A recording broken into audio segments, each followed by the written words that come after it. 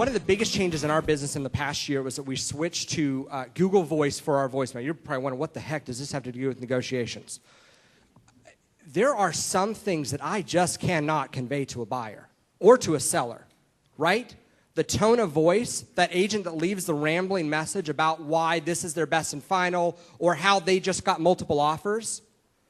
If your voicemail is held captive on your phone and you're staying for the next 3 days, come to a class on technology or just go learn about Google Voice or learn about any other voice over internet phone system so that your voicemails come in a format that you can forward them as attachments and people can listen to them.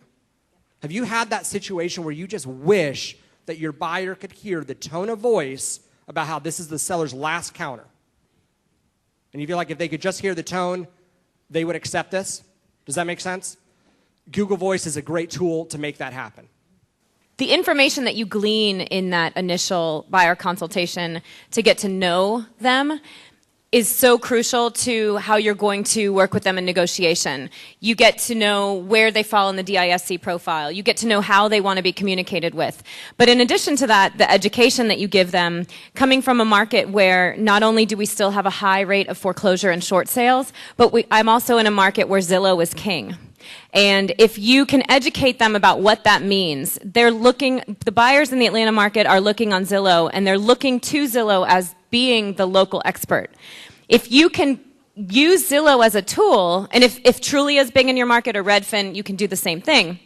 I love Zillow. I don't give them a penny of my money, but I get clients who come in via Zillow and we get to know each other over a couple months, and then they come to me as a client. I'm educating them in a way that no other agent in my market is doing, both on the buyer side and the listing side. So if you can explain to them that Zillow has a 10% margin of error in your market area like they do in Atlanta, and Zillow admits that, and you send them to the web page on Zillow where Zillow tells them, in the Atlanta market, we have a 10% margin of error, and we know it. And this is why, and this is where our information comes from. No other agents are telling them that. They're just telling them, don't go to Zillow, or Zillow is awful, or why would you look at Zillow?